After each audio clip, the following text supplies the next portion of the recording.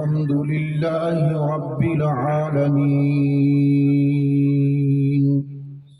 سبحان اللہ رب العالمين بنعمة الألوان سبحان اللہ الرحمن الرحيم علينا في القبور بالبشارات والأمان مالك يوم الدين يحكم بالعدل والبرهان والإحسان سبحان اللہ إياك نعبد وإياك نستعين على جميع الأعداء من الإنس والجان والنفس والشيطان سبحان اللہ اهدنا الصراط المستقيم بالاستقامة على التوحيد والصبر والإيمان سبحان اللہ والصلاة والسلام على سيد العالمين محمد نبي الأمي المنعوت في التوراة والإنجيل والقرآن سبحان اللہ والصلاة والسلام على من اتبع الهدى وسلام على عباده الذين اصطفى سبحان اللہ سلام قولا من رب الرحيم سلام هي حتى مطلع الفجر سبحان ربك رب العزة عما يصفون سبحان اللہ والسلام على المرسلين والحمد لله رب العالمين محبت سے بارگاہ مصطفیٰ میں درود شریف پڑھیے اللہم مجبوری کوئی نہیں بھائی میں ہمیشہ ہر محفل میں تقریباً یہ بات کہتا ہوں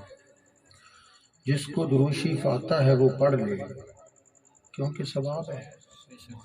ثواب ہے ہم ثواب کمانے آئے ہیں جس کو درود شریف نہیں آتا وہ نہ پڑھے بلکہ صبح اپنے عالم کے پاس جا کر درود شریف یاد کرے سبحان اللہ جب یاد ہو جائے تو پھر سونے کی یاد کرے سبحان اللہ جن کو یاد نہیں ہے وہ بھی پابند ہیں کس بات کے نہ پڑھنے کے وہ نہ پڑھنے کے پابند ہے غلطی نہ ہونا سرکار غلطی نہ ہو جائے غلطی نہ ہو جائے اور جن کے سینے میں درود شریف کا نور چمک رہا ہے یار وہ تو چمک کے کہیں گے سبحان اللہ اللہم صلی علی سیدنا و مولانا محمد وعلى آل سيدنا ومولانا محمد وبارك وسلم صلی علیہ سبحان اللہ الحمدللہ سبحان اللہ والثناء للہ وَلَهُ الْكِبْرِيَاءُ فِي السَّمَاوَاتِ وَالْأَرْضِ نہایت قابل تحسین سادات کرام نعت خوانان عظام حضرت کا کلام اور بھائی جان کا کلام سن کر میں سچی بات کر رہا ہوں کہ پچھلے سال جو آپ سے نعتیں سنی تھی نا ان کا رس اب تک میرے ذہن میں ہے سبحان اللہ وہ پیاری طرز وہ محبت بھرا لہجہ یہ اللہ کسی کسی کو عطا کرتا ہے اور کسی کسی کو سننے کا موقع دیتا ہے آپ زیادہ خوبصورت نہیں ہیں، آپ سے بڑے زیادہ خوبصورت ہیں، لیکن وہ سوئے ہوئے ہیں، ان کی قسمت سوئی ہوئی ہے۔ آپ کی چھاتیاں زیادہ چوڑی نہیں ہیں، آپ سے زیادہ شین زور لوگ سوئے ہوئے ہیں، وہ نہیں سوئے ہوئے، ان کا بخت سویا مویا ہوا ہے جی، ان کا بخت سویا مویا ہوا ہے۔ یہ اللہ کا کرم سمجھو کہ ہم آئے نہیں ہیں، ہم بلائے ہوئے ہیں۔ دو چار باتیں، یہ کوئی سکول کا بچوں کا تبلیغی یا وہ کیا کہتے ہیں تقریری مقابلہ تھوڑا ہی ہے۔ جب ہم تو ان علماء کی خاک ہیں، جب بیٹھتے ہیں تو ذہن اپنا آپ ہی مضمون بناتا جاتا ہے۔ اس طرح کوئی یاد نہیں ہے کہ آج میں نے محفل میں یہ کچھ سنانا ہے، یہ ہو بھی نہیں سکتا کہ دریا اپنا راستہ خود بنا لیتا ہے۔ راجبہ کی زمین ہوتی ہے نا، راجبہ کی زمین ہوتی ہے سرکاری، اور نہر کی بھی زمین سرکاری ہوتی ہے۔ دریا کی کتنی زمین سرکاری ہوتی ہے؟ دریا کی زمین سرکاری نہیں ہوتی، دریا بادشاہ ہوتا ہے، جدھر منہ کرتا ہے راستہ بنتا جاتا ہے۔ اب میں نے تقریر کوئی نہیں کرنی، سچی بات ہے، میں تقریر کر بھی نہیں سکتا، میں تو آپ حضرات کی زیارت کرنے آیا ہوں، اور میں نے بتایا بھی ہے کہ سچی بات ہے کہ بیٹا آج میرے ساتھ نہ ہوتا تو میں تو شاید دیپال پر پہنچ جاتا جی۔ یعنی ہم گھومتے گھومتے راستہ بھول گئے، یعنی ساری دنیا کا راستہ بھول گئے، اور اس محفل میں ہم آ گئے۔ سرکار نے اپنی محبت کا راستہ جو کھول دیا، بھائی اسی طرح تقریر چلے گی۔ اگر آپ حضرات موڈ میں ہوئے تو آپ نے سننی ہے مجھ سے تقریر، میں نے آپ کو نہیں سنانی۔ تین چیزیں فی الحال میرے ذہن میں آ رہی ہیں جو نعت خواں حضرات کی نعتوں کا مضمون بھی تھا کہ اونچی پڑھو سرکار سن رہے ہیں، سرکار دیکھ رہے ہیں، تو بس میں نے بھی یہی عرض کرنا ہے کہ سرکار کے کرم، فضل، شفقت، رافت اور رحمت کا ہاتھ اس محفل کے اوپر ہے۔ یہ میں نے بیان کرنا ہے، آپ حضرات نے سننا ہے۔ دوسرا میں نے یہ بیان کرنا ہے کہ آپ آئے، میں آیا، ہم حاضر ہوئے، بچے بھی ہیں، جوان بھی ہیں، بوڑھے بھی ہیں، معزز مہمان بھی ہیں، اہل محلہ بھی ہیں، دور و دراز سے لوگ اپنی دکانیں بند کر کے، اپنے ہل چھوڑ کے، اپنی فیکٹریاں چھوڑ کے، اپنا آرام نیند قربان کر کے آئے ہوئے ہیں۔ تو جہاں جہاں سے بھی کوئی آیا، یا سرکار نے اپنے ان غلاموں کو بلایا، تو سرکار ہر ایک امتی کو جانتے بھی ہیں اور پہچانتے بھی ہیں۔ اور سرکار میں نے یہ دو باتیں عرض کرنی ہے، باقی دائیں بائیں حاشیہ آرائی تو پھر وہ ہوتی رہے گی، آپ کی دعا ہوگی، اور یہ جو بزرگ بیٹھے ہیں الحمدللہ یہ دعا فرمائیں گے تو انشاءاللہ کام چل پڑے گا۔ میں سب سے پہلے آقا علیہ السلام کا وہ ارشاد پیش کرتا ہوں، فرمایا اللہ پاک نے مجھے کچھ ایسی چیزیں دی ہیں جو کسی رسول کو بھی نہیں، جو کسی رسول کو بھی نہیں دی۔ تفصیل کیا ہے؟ تفصیل یہ ہے کہ اوتی تو جوامع الکلم، اللہ پاک نے میرے کلام میں یہ شان رکھی ہے کہ کبھی کبھی میں بولتا بہت کم ہوں، لیکن اس کی تشریح، اس کی وضاحت، اس کی تفصیل اگر لکھنے بیٹھ جائیں تو کئی دفتر درکار ہوتے ہیں۔ اوتی تو جوامع الکلم ایک، اور دوسرا ارشاد فرمایا احلت لیل غنائم، اللہ پاک نے مال غنیمت لیا میرے صدقے حلال کر دیا ہے۔ مال غنیمت کیا ہے کہ دو فوجوں میں تصادم ہوا، ایک کافر تھے ایک مومن تھے، مومنوں کو اللہ نے فتح دی، کافر دوڑ گئے، اپنا مال کچھ چھوڑ گئے، کچھ گھوڑے، کچھ تلواریں، کچھ زمینیں، کچھ کارخانے، کچھ باغات، کچھ سونا، کچھ چاندی، کچھ بچے، جو کچھ وہ چھوڑ گئے اسے غنیمت کہتے ہیں۔ تو کسی رسول اور نبی اور کسی رسول کی کسی امت کے لیے مال غنیمت حلال نہیں تھا، آدم علیہ السلام سے لے کر سیدنا محمد رسول اللہ تک کسی رسول یا نبی کے لیے مال غنیمت حلال نہیں تھا، وہ بیت المال میں جمع کروایا جاتا تھا۔ سرکار فرماتے ہیں جب میرا کلمہ پڑھنے والے مجھ پر درود شریف پڑھتے ہیں اور ہاتھ میں تلوار لے کر میدان جہاد میں خدا کی محبت کا جھنڈا اٹھا کے نکلتے ہیں اور ان کے مقدر میں جتنا مال ہوتا ہے احلت لیا اللہ پاک نے میرے صدقے مجاہدین اسلام پر مال غنیمت کو حلال کر دیا۔ دو،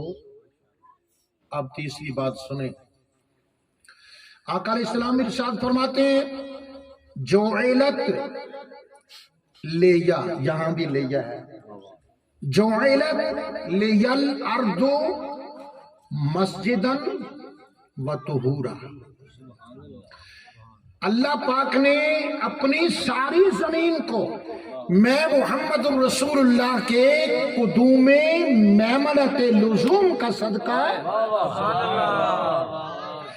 پاک بھی کر دیا اور مسجد بھی بنا دیا، پاک بھی کر دیا۔ چلو درمیان میں ایک واقعہ یاد آ گیا، کسی نے کتے سے پوچھا تھا قدوم میمنت لزوم معنی یہ ہوتا ہے ان الفاظ کا، ذرا مشکل سے ہے، قدوم میمنت لزوم کہ جہاں اور جتھے سونا پگ رکھدا اتھے اگدا سرو دا بوٹا۔ آپ کے ذوق کی ماں بیٹھ کر قدوم میمنت لزوم کا مطلب یہ ہے کہ سرکار جس جگہ، لو جی ایک اور بات آ گئی سرکار ذہن میں، بس اسی طرح چلے گا، آپ کی توجہ ہوگی تو اسی طرح چلے گا انشاءاللہ، مجھے بولنا اچھا لگے گا، آپ حضرات کو سننا اچھا لگے گا، اور جس کا ذکر کر رہے ہیں ان کو بڑا ہی اچھا لگے گا۔ قدوم میمنت لزوم کا سوکھا سیدھا سادہ تے موٹا تے پنجابی چ کھولا جا ترجمہ وے کہ سرکار جتھے قدم رکھ دے نے نا پاویں تاریخ اس نو یثرب کہے او مدینہ ہو جائے۔ نعرہ تکبیر، نعرہ رسالت، نعرہ رسالت، نعرہ حیدری، نعرہ غوثیہ، جشن عید میلاد النبی۔ سرکار کی تشریف آوری سے پہلے پوری دنیا مسجد نہیں تھی، پوری زمین مسجد نہیں تھی، پوری زمین پاک بھی نہیں تھی۔ میرے کریم آئے تو سرکار نے کیا مشرق سے لے کر مغرب تک جھاڑو دیا ہے؟ بولو کہ نگاہ کرم مصطفیٰ کیا ہوتی ہے؟ آؤ ہم تمہیں بتاتے ہیں، سرکار نے صحابہ سے نہیں کیا، کہا کہ شرق سے لے کر جہاں سے طلوع ہو رہا ہے، جہاں غروب ہو رہا ہے، میرے صحابہ اپنا اپنا حصہ بانٹ لو، اپنے اپنے ملک بانٹ لو اور بوکھر دے دو، پاک کر دو۔ سرکار نے ایسا نہیں فرمایا، سرکار تشریف لائے، سرکار نے اعلان نبوت کیا، مشرق کی طرف دیکھا تو مشرق پاک ہو گیا، اور مغرب کی طرف دیکھا مغرب پاک ہو گیا، شمال کی طرف دیکھا شمال پاک ہو گیا، اور جنوب کی طرف دیکھا جنوب پاک ہو گیا، فضا کی طرف دیکھا فضا پاک ہو گئی، تحت الثری کو دیکھا تحت الثری بھی پاک ہو گئی۔ جعلت لیل ارض مسجدا مسجدن کا کیا معنی؟ لفظ مسجد ایک مسئلہ بیان کر رہا ہے، لفظ مسجد ایک مسئلہ بیان کر رہا ہے کہ حضور سے پہلے جتنے ادیان، جتنے انبیاء، جتنے مرسلین، جتنی شریعتیں، جتنے ادیان اور مذاہب تھے، ان میں یہ تھا کہ آپ اپنے عبادت خانے میں نماز پڑھیں گے تو ہوگی، اگر گھر میں نفل پڑھیں گے، دکان میں پڑھیں گے، مربے میں پڑھیں گے، آپ کی اللہ وہ قبول بولو اونچی اونچی بولو، اللہ قبول نہیں کرے گا، کیونکہ عبادت خانے کس لیے؟ عبادت خانے کس لیے جناب؟ نہیں، کوئی اپنے مال میں، مربے میں، سفر میں، دکان میں، مکان میں، کوٹھی میں، بنگلے میں نماز نہیں پڑھ سکتا، لیکن جب آمنہ کے لال اس کائنات میں تشریف لائے، حضور فرماتے ہیں جوئلت لیا، میرے قدموں کے صدقے اللہ نے ساری زمین ہی مسجد بنا دی، جہاں بھی تم سجدہ کرو گے خدا صدقہ محمد کا تمہارے سجدے قبول فرمائے گا۔ جوئلت لیا الارض مسجدا وطہورا۔ اگلی بات بلا کیا ہے؟ سرکار ارشاد فرماتے ہیں ارسلت الی الخلق کافہ، ارسلت الی الخلق کافۃ بشیرا ونذیرا۔ سبحان اللہ۔ ارسلت، میں نے اعلان نہیں کیا کہ میں رسول ہوں، میں نے تو اعلان کیا ہے لا الہ الا اللہ، میرے خدا کا یہ اعلان ہے کہ محمد رسول اللہ، میرے خدا کا اعلان ہے کہ محمد رسول اللہ۔ ارسلت، میں بھیجا گیا ہوں، خدا نے مجھے بھیجا ہے، الی الخلق، سبحان اللہ، الی الخلق کافہ، کافہ کا معنی ہے جو مخلوق نہیں ہے وہ اس میں شامل بھی نہیں ہے، اور جو خدا کی مخلوق ہے خدا کی ساری مخلوق کے لیے اکیلا میں محمد رسول اللہ بن کر۔ اور اگلی بات بھی سن لیجئے، آقا علیہ السلام فرماتے ہیں وَنُصِرْتُ بِالرُّعْبِ، اللہ نے میں محمد کا رعب دشمن کے دل میں ڈال دیا ہے۔ وہ بچپن میں، آج کل وہ پتہ نہیں پرائمری میں وہ سبق ہے یا نہیں، ہم نے اپنے دور میں پرائمری میں ایک سبق ہوا کرتا تھا سرکار، وہ حدیث پاک کا ایک حصہ ہے کہ نبی کریم علیہ السلام ایک درخت کے نیچے آرام فرما رہے تھے، تلوار لٹکا دی، سرکار سو گئے، ایک کافر کو پتہ چلا، اس نے تلوار اتار لی اور حضور کو جگایا، اٹھو، کہتے ہو تمہارا خدا سونے کا ہے پھر بھی غلط ہے، چاندی کا ہے پھر بھی غلط ہے، مٹی کا ہے، لوہے کا ہے، لکڑی کا ہے پھر بھی غلط ہے، بتا محمد آج میرے ہاتھ سے تجھے کون بچائے گا؟ میرے کریم آقا نے دھمکی نہیں لگائی، حضور نے اپنے غلاموں کی جماعت کو نہیں بلایا کہ آؤ ذرا انہوں سبق سکھانا، اس کی جرت، اس کی ہمت، حضور نے کچھ سرکار وہ پوچھتا ہے آج میرے ہاتھ سے اے محمد تجھے کون بچائے گا؟ سرکار صرف فرماتے ہیں اللہ، کیا کہتے ہیں؟ یہ صوفی حضرات کیوں کہتے ہیں کہ کہا کرو اللہ اللہ اللہ اللہ اللہ اللہ اللہ اللہ، یہ سرکار کی سنت ہے۔ کون بچائے گا محمد؟ میرے ہاتھ سے تجھے کون بچائے گا؟ قال رسول اللہ اللہ، میرا رب مجھے تیرے ہاتھ سے بچائے گا۔ جب سرکار نے یہ سادہ سا کلمہ پیاری سی زبان سے رحمت بھرے وجود سے ظاہر کیا، سرکار نے یہ فرمایا تو اس کے جسم میں کپ کپی طاری ہو گئی، اتنا وہ زبردست اس طرح لرزنے لگا کہ سرکار کی تلوار کی مٹھی جو تھی وہ نیچے گر گئی، اس طرح سرکار نے تلوار اٹھا لی،